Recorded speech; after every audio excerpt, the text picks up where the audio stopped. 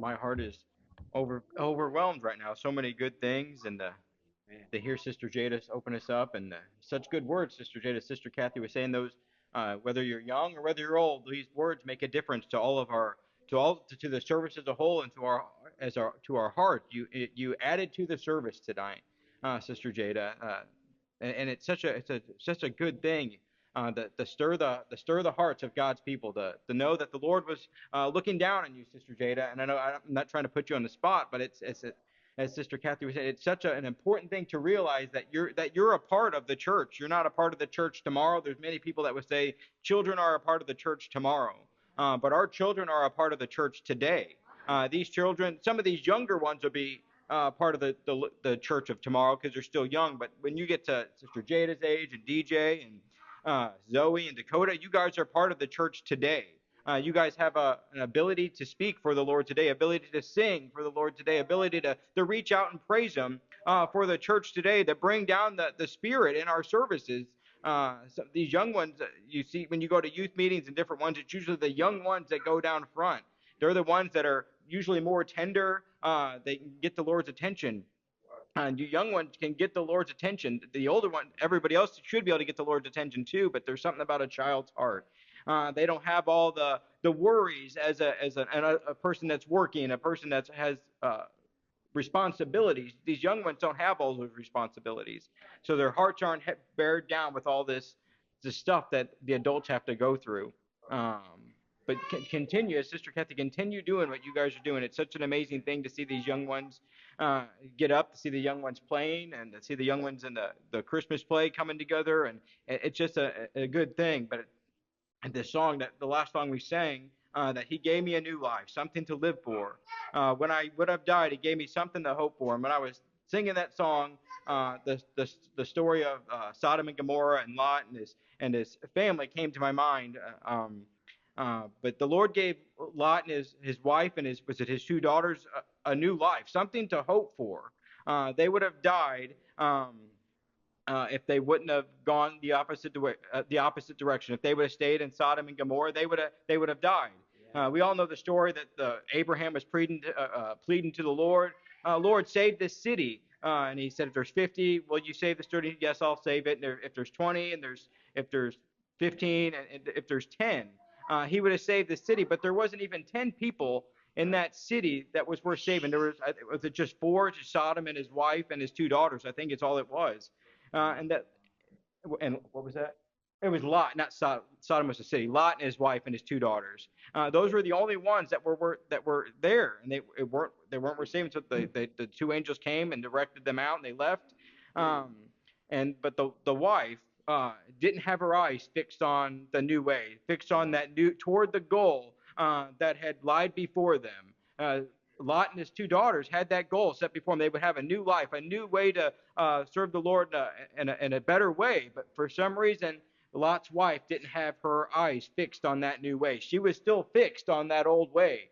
She was still fixed on Sodom, and she, as we know, read in the scripture, she turned into that pillar of salt, and she was killed. And then the same thing for our own life. We have a chance to press forward that new goal. If we don't press forward that new goal, if we don't keep looking back at where we came from. We all have a back that we can look to. We all have a past, and we're not to look at the past. If you look to the past, you will fall, you will fail. But we have to look at the goal that's pressed on before us, and the Lord's given us that goal that we can live for Him if we're willing to have our eyes fixed on Him, have our heart fixed on Him, and He's preparing each one of our hearts. The young ones, He's preparing their hearts to serve Him today. To know that this is the only place they can go. There's a couple of scriptures in Psalm, I think it's 137, that once you have this in your life, once you know the difference, there's nowhere else you can go. There in 137, that by the rivers of Babylon where we sat down, we wept when we remembered Zion. So these ones were taken out of their home. They were taken out of where they loved to go. We hanged our harps upon the willows in the midst thereof, for there that carried us away to captive required us a song, and they wasted of us, required us of mirth, saying, sing up one of these songs of Zion. And how shall we sing the Lord's song in a strange land? So they were out of the church. They were out of the place that they knew. and they can't sing out in this. They couldn't sing out in the world. They didn't have a song to sing because they knew they were in some place that didn't feel like home. Um, and if I forget the O Jerusalem, let the right hand forget her cunning, and that right to give that hand the ability not to be able to play its instrument anymore, not to be able to play the harp anymore. Um, and if I do not remember, let the tongue cleave to the roof of my mouth. If I prefer not Jerusalem over my chief joy.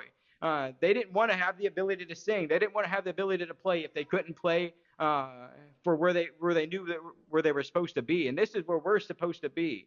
I can't just go out in any church out in the world and have the same spot that I have now. I can't do what I do here out in the world. This is the place that I can do it. His body is where the Lord's has called me.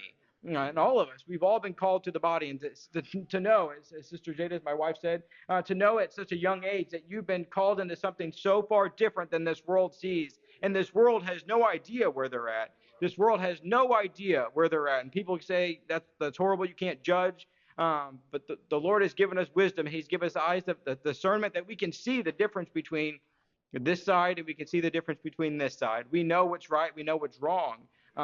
He's opened our eyes. And when you have eyes that are opened, you can see the difference between right and wrong, from left to right, black to white. You can see the difference. And he's opened our eyes here. He's opened my eyes. And I think if you're sitting here tonight, that he's opened your eyes, that you can see the difference. You can see where the Lord's brought you out of and where the Lord wants you to go. Because there is a direction that he wants us to go, and that's his way. We sing that song, it's God's highway, or it's a highway to heaven, or whatever that song we sing. That might be two different songs. But there's his way that will get you to heaven. Our eyes have to be fixed on him, and our hearts have to be fixed on him. Lot's wife wasn't fixed on that new way that they were supposed to go. Her eyes, her heart was still fixed on her life before. And if we're not careful, our eyes can be so fixated on the things where we were before, or so fixated on the things that are just out there. This world is so captivating. You've seen people come in. I want to change my life. I'm ready to give my life to the Lord, but their hearts have not truly changed. Their hearts are still out in this world, but their mind may be here, but their heart is out there. And if your heart's not fixed on, we sing that song, "My heart is fixed, O God," or something like that. If our hearts aren't fixed on the things of the Lord, you're not going to be held here. Eventually you're going. It may take a couple years. It may take a couple months. It may take a couple services. You never know. But if your heart is not fixed on the things of the Lord, you are going to fall away. It's time to have a fixation. Sister Jada and all these young ones, it's time to get your heart fixed on the Lord, fixed on his church. This is the only place that's worth going to. There's nothing outside of these doors it's really worth going to. There's some fun things to do. I'm not saying I know different ones like fishing and different ones like going to games, and all that stuff's fine and dandy as long as you're not missing the house of the Lord. When Nora started playing soccer, we told her if a practice came up on a church night, or if a game came up on a church night, that she would be missing those games and she would be missing those practices, because this is where we have to be. We're teaching her at a young age, as Brother Gibson was saying. What you teach your kids at a young age will take them on. If you teach them bad things at a young age, they're going to learn those bad things and continue to do them as they get older. But we're teaching our young ones, not just my daughter, but all the young ones, that this is where you have to put your life. And for some, it may seem boring. I know Sister Nella said, I didn't want to go to heaven. I didn't want to hear preaching my whole life. And some people think that's all church is.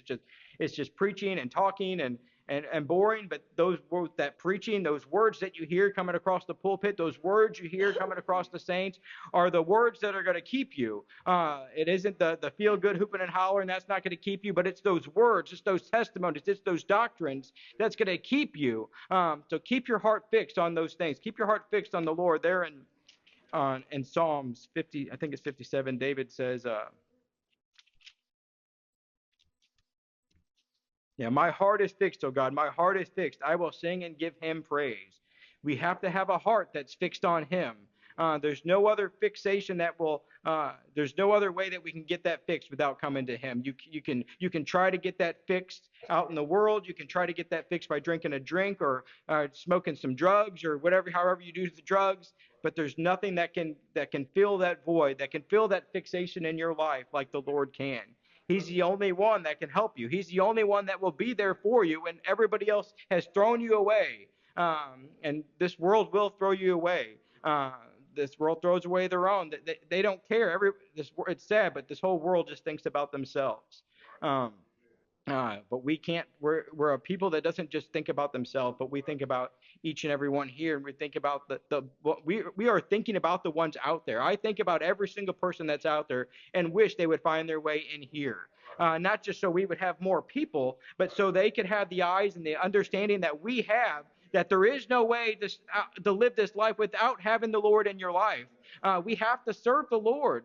You can't say I love the Lord and make it to heaven and not serve Him. The majority of this world thinks because they say some statement that I believe in God, that they've signed the golden ticket and they're going to make heaven their home. But it's not that easy.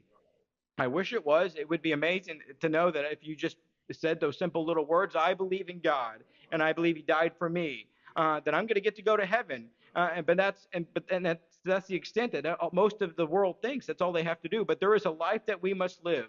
And the only way to do this is to let the Lord have your heart and let Him prepare it. You're not going to be able to do this on your own. The Lord prepares. If we sing that song, Lord, prepare me to be a sanctuary, pure and holy and tried and true. He's preparing us, each and every one, from the youngest one to the older one. He is preparing our hearts, preparing this vessel that He can use it. When I smoke some meat or bake a cake or something, there's preparation that takes place before that finished product is done. I don't just say cake and I get a cake, or a pork butt and I get a smoked pork. It doesn't work that way. There is a preparation that has to take place. Many steps. It's not an easy, especially when you're baking some intricate cakes or you're smoking a big piece of meat that you want it to be perfect. It takes time. Do a pork butt, it takes like 15, 16 hours. It takes a lot of time, and that's just the cooking part. To getting it ready to marinate and to let it sit. There's a lot of preparation that takes place. And there's a lot of preparation that has to take place before we get to be overcomers. You don't just find pure gold out in the wilderness somewhere, and it's all refined and it's all perfect and it's ready to go. I doubt it. It doesn't exist. That gold that they find out in the street and the streams and the caves or wherever gold is found, it's clean. It's dirty. It's filled with imperfections, and we are filled with imperfections. And until we get into that fiery furnace, to go through the fire, and there's many people that believe they go through the fire. Each and every time they go through a problem, they're going through that fire baptism. It's not the case. And from what I've heard Brother Bobby teach and what he's heard his elders teach, you don't even go through fire baptism until you're living in that second heaven condition. You're living above sin. So, and the majority of Christian people, I should say, aren't living above sin for the vast majority of their life. So that every person will go through problems, but it doesn't mean it's necessarily fire baptism that's perfecting you. But that gold has to be perfected. It has to go through the fire. It has to be cleaned out, and it gets red hot. They scoop out all those imperfections and take them away, and then when that product is fully done, it's perfect. And the same thing for us, when we're perfected, when we're heated up to a certain point, and all that gunk and slime and sin is removed from our lives, and all the things that shouldn't be, we will become that perfect piece of gold that He is working on. But He is working on us as gold. It isn't us scooping ourselves out, but the Lord scoops out that imperfections that shouldn't be there. But Lord, help us to get that fixation in our lives, that we can't do this without Him by our side, that we have to have a heart that only wants Him. My heart only wants the Lord tonight. I don't strive for other things in my life. I'm not striving for millions of dollars in a job. I'm not striving for bigger cars in my garage. I'm not striving for a bigger garage to hold bigger cars. But I'm striving for the bigger things that the Lord has in store for His people. And that's to live a life that's pleasing to Him, to live a life that will live a life that brings enough light out of my body, not natural physical light, but enough a spiritual light that people see a difference in this young man and all the young people that are out. When I say young, I'm talking about everybody here, but to see a difference in every single person here and know that there's something special about these people here at 228 Missouri Avenue, that they're not like every church on Abels. They're not like every church on Smith Street or whatever church. I can't even think of any church streets now, but there's streets probably on every single corner of this city. Um, but this church isn't like every church in the Sikeston, Missouri. This church isn't like every church in the world. This church is a little bit different. And by a little bit, I mean a lot of it different. It's a lot of it different than the rest of this world. We have a different plan. We have a different part of the wall, Sister Kathy, as you mentioned, that we are building here in Sikeston than the rest of this world is building. They're building their own wall. They're building a wall that's not connected to our wall. They're building their own wall, but aren't you thankful that we're building the wall that the Lord's had us build? But we're part of the Lord's wall. We're not part of Babylon's wall. We're not part of a world's wall, but we're part of the wall that the Lord's having built. And that's the only built part of the wall I want to build. There's many people that have given us up. It's a horrible thing to know that people have given this up for the build for the world, to build for Babylon, to build for whatever they want to build other than the Lord's wall. But this is what we're building here to do. No matter how hard it gets, no matter how few people it gets, we're here to build for the Lord. I'm here to build. I'll speak for myself. I'm here to build. I may get tired. I may get scraped and bruised. I may get to the point where I'm just dragging along. But Lord, as long as I'm dragging along, I'm going to be dragging along for you, because there's no point in dragging along I can sit at home and do nothing. And what is that going to do? Nothing. Or I can come here on a Thursday night or a Saturday night or a Sunday morning and do something for him. That's what we're here to do, is to do something for him. I'm not doing something for myself. Although it's always good, and it feels good to come together to see his people, to sing these songs, to hear these testimonies. It does bring good feelings in your heart and your mind. But we're here to lift a life for him. We're here to build Sikeston's church for the Lord. We're here to build his church. This isn't Brother Bobby's church. I know Brother Bobby's the pastor of the church, but this is the Lord's church. Even Brother Bobby is building the Lord's church. He's not building his own church. We're here to build the Lord's church tonight. That's why we're here. Our hearts are fixed to do something different. If everybody else's hearts were fixed, they'd be here tonight. But they're not. There's other people that the rain could have kept them away. I'm thankful to see Sister Alice and Sister Margene. I was thinking the rain may take them out tonight, but they had different plans. They had a heart to be here. They had a heart to come out to the house of the Lord. And Lord, thank you for you guys coming out tonight. I was really, when Amber was telling me about those text messages, I'm like, oh no, they're not going to be able to make it, because it was raining when I looked outside. And I'm not. And when it is bad weather, I do encourage the saints to be safe.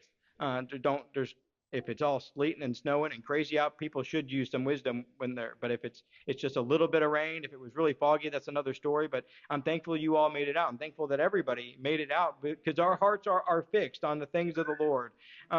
Lord, I wrote down a couple things, and when I was saying what can we ask for, I was like, Lord, I want a tender heart. You can't do anything with a heart that's hard, with a heart that you're building. With a heart, when I say a heart that I'm building, not that the Lord's building. When we do something, when we have our own intentions, our own agendas, the Lord can't work with that. But Lord, I want a tender heart, and then Lord, I want a clean heart. Lord, I don't want to be filled with dirty water. I don't want to fill with that muddy water. But Lord, I want a clean heart. How do you get a clean heart? By doing clean things. Don't watch bad things. Don't play bad things. Don't hang out with bad people. A lot of these, when you're going through in high school and all the different ages as kids, it's easy you want to make friends, and you would just want to have friends. And when I was young, I did anything I could to be the popular kid in school. I dressed the part. I looked the part. I talked the part. And some of that talking the part wasn't good. But I wanted to fit in.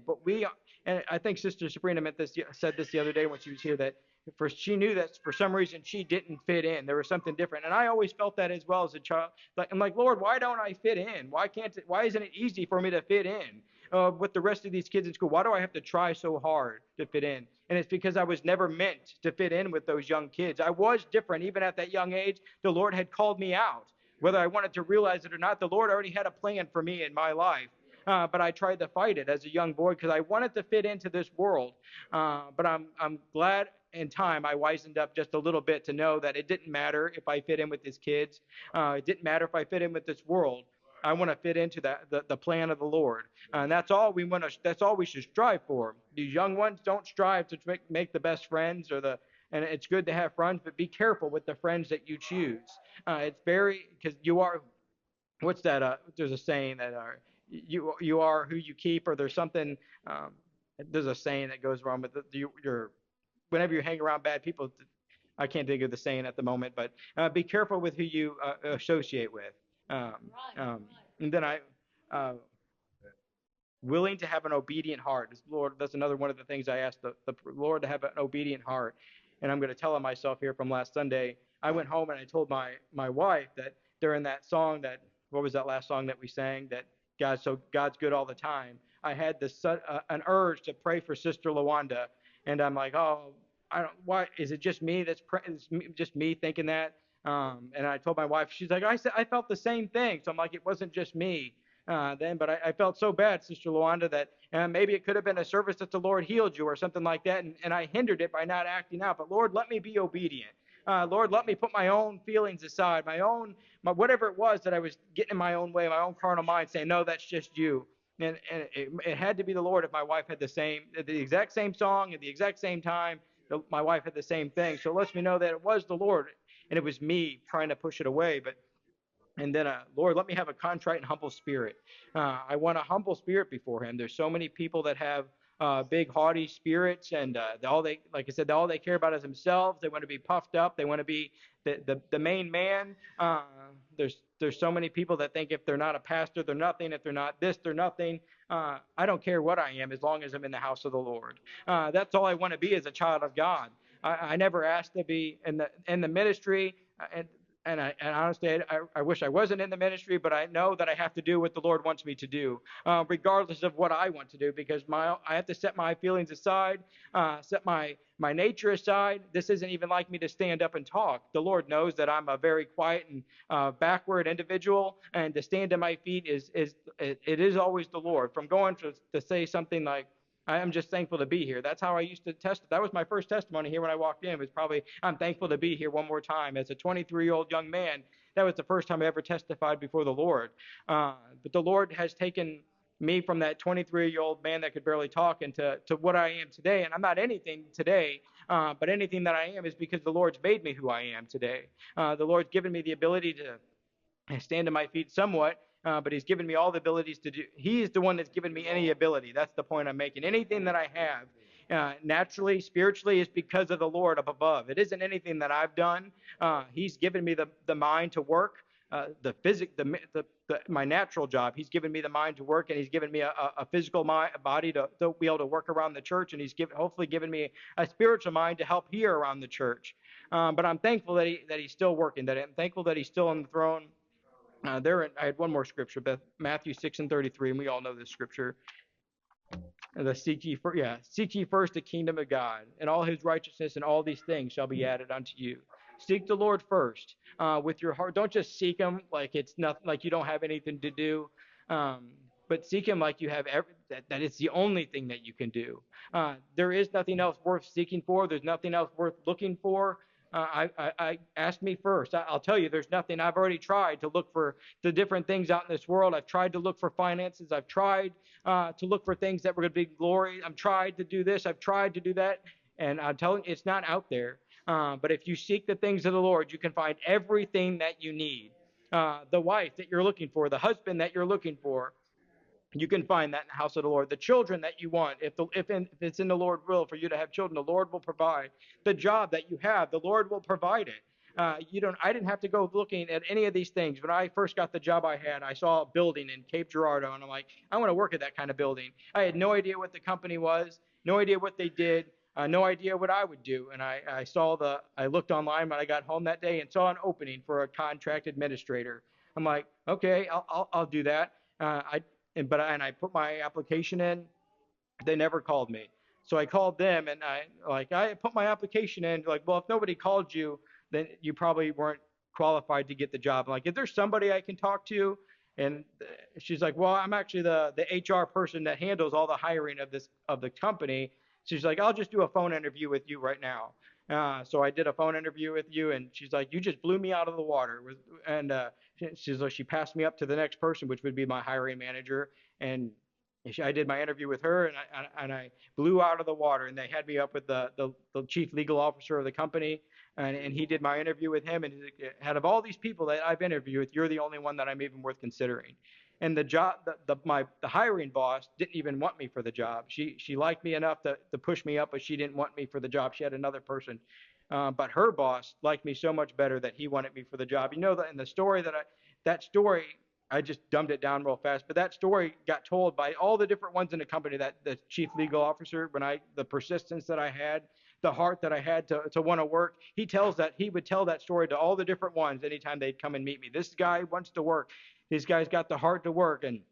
But Lord, that was just a natural side. My heart is so much more for the things of the Lord. If I can be that persistent for the things that are out in the world, how much more persistent should we be for the things of the Lord? For the moving out on doing what the Lord wants us to do, to have the church, as Kathy said, Sister Kathy, to build His church. We want His church here. We don't, as I said, we don't want Brother Bobby's church. We don't want Brother Michael's church or Sister Amber's church or Brother Dalton's church.